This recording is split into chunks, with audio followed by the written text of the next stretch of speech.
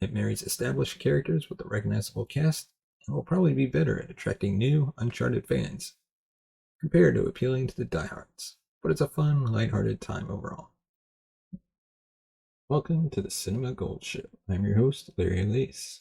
Today we're diving into the latest box office news, movie news, and streaming news from around the industry. But first, we'd like to thank our sponsor, Poddex, for sponsoring this episode. What is Poddex, you ask? That's a great question.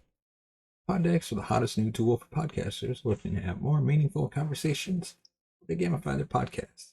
Simply shuffle up, ask a question, and let the content roll. Get yours today at poddex.com and use the promo code Larry21 for 10% off your order. And if you stay till the end of the episode, you can see Poddex in action with our Poddex segment. And now on to our first topic. Halloween Ends has finally wrapped for the last time. It's a bittersweet day for Halloween fans everywhere. Today, America's favorite scream queen, Jamie Lee Curtis, took to Instagram to share the news that she is wrap filming for the upcoming Halloween Ends. And with it, also broke the news that this would officially be her last venture into the world of Laurie Strode. Featuring several photos of her fellow cast members, Curtis wrote a heartfelt post about her time on set of the David Gordon Green directed, Blumhouse produced film trilogy. The legendary actress wrote about the great friends she has gained, as well as the wonderful artists she's worked with on the newest installments of the Michael Myers-based series. She also gave a shout out to her fans who have shown up for both her and her character, Laurie Strode, after all of these years. Co-stars Judy Greer, Kyle Richards, and The Shape himself, James Jude Courtney, also got a mention in the post. To round it out, Curtis shared her enthusiasm for fans to see the new movie. Taking front and center in the photo series, Richards rocking her character's iconic bangs, strike a pose with a face shield in position. A fan favorite and OG on The Real Housewives of Beverly Hills, Richards reprised her role of Lindsay Wallace for the newest films, a choice that almost certainly drew in viewers from a different crowd to the Halloween universe. The second photo in the lineup shows director Green hard at work on his laptop, deep in thought. The filmmaker is wearing a cutoff with the word green written across the chest. The sleeveless look puts his upper arm tattoo on display, a body mod in which he got after losing a bet that the 2018 film would cross the $100 million box office line. Next, Curtis shared a group of shots of her and two peers in a vehicle, smiling and looking happy to be back to work on the set of the third film.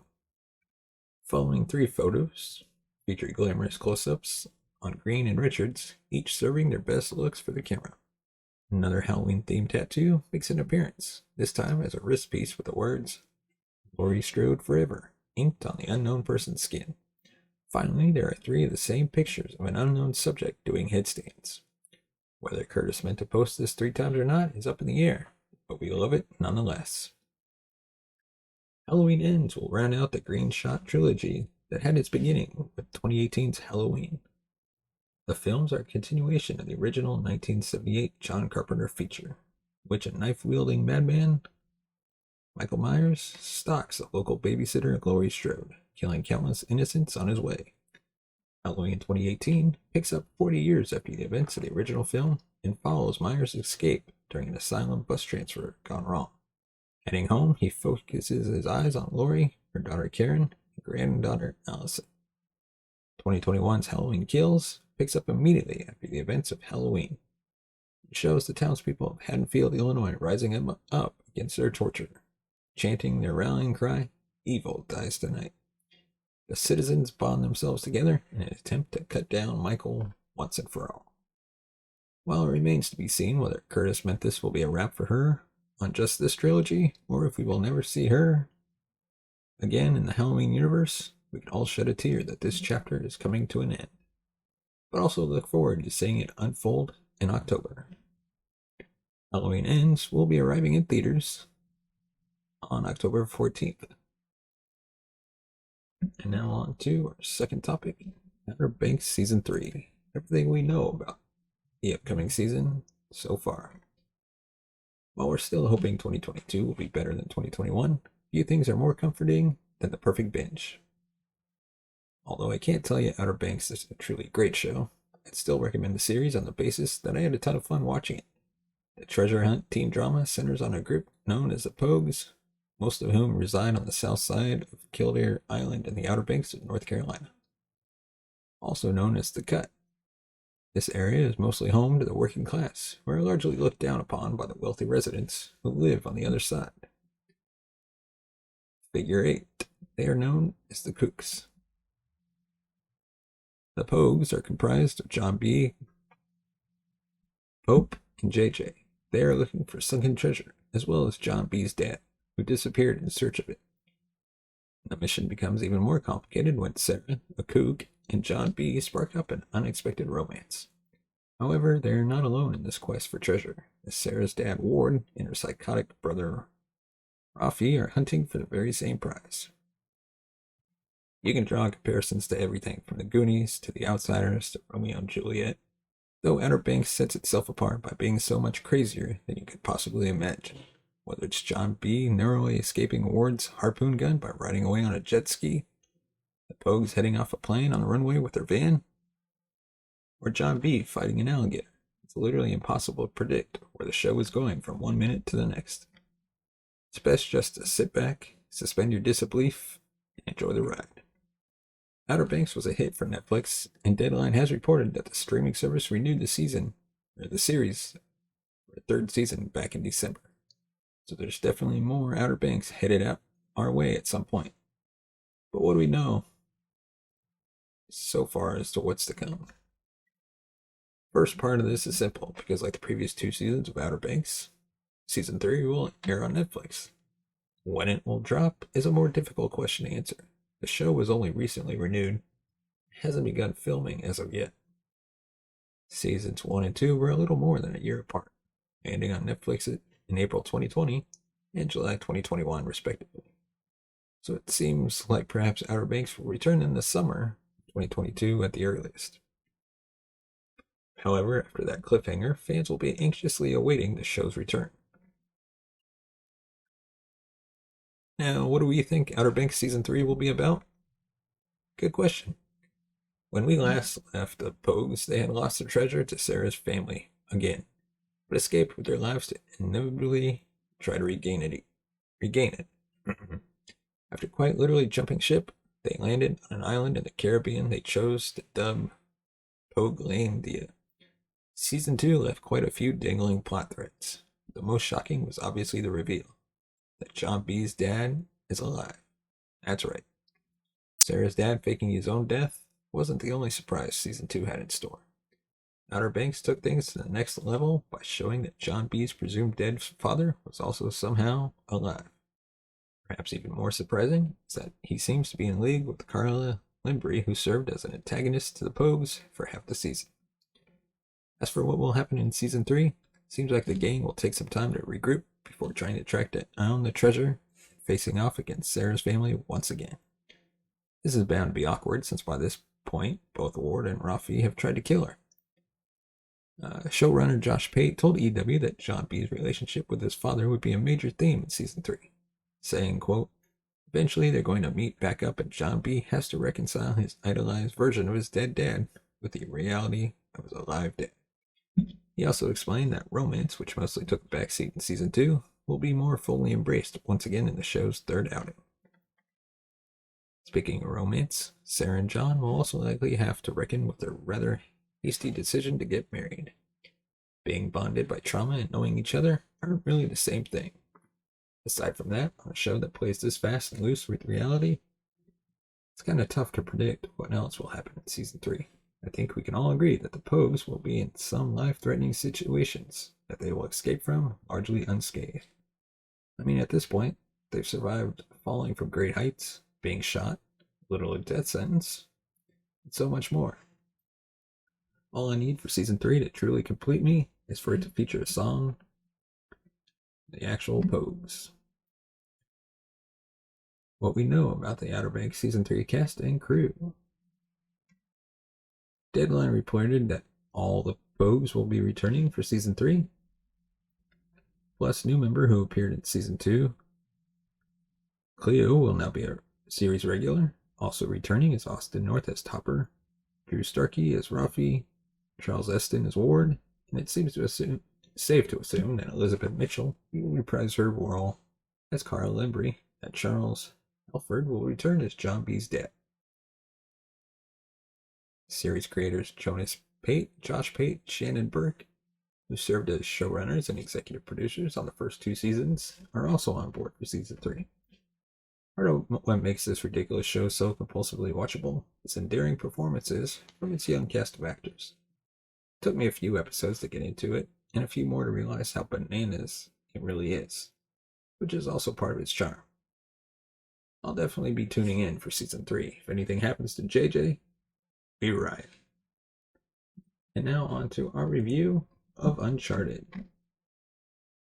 which after being out for quite a while now, I finally had time to actually watch it.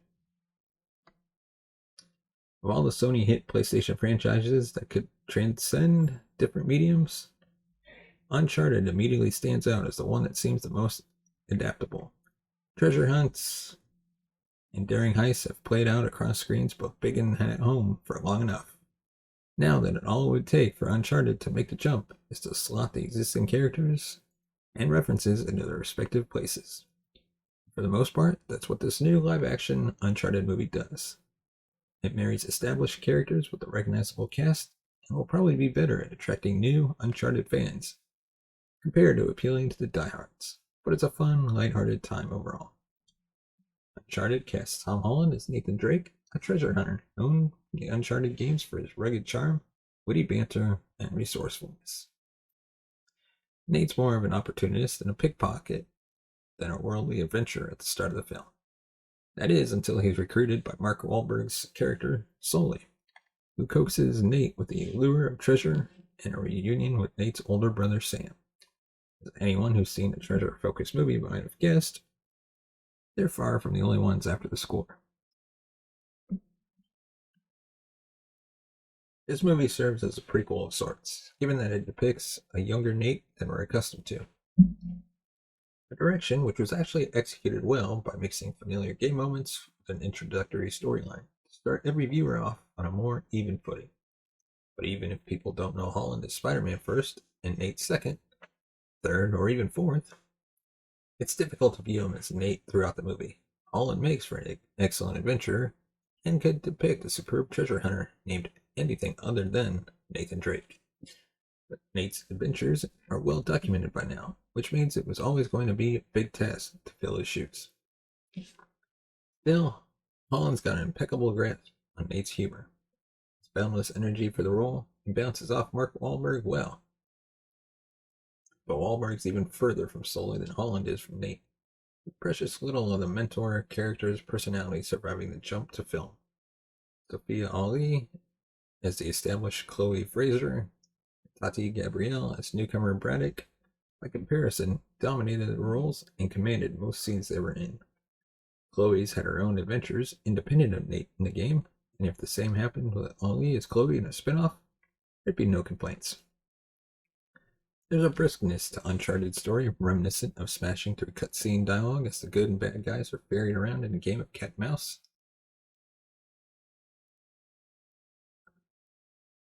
Most plot, pivotal moments and twists are either predictable or unsurprising.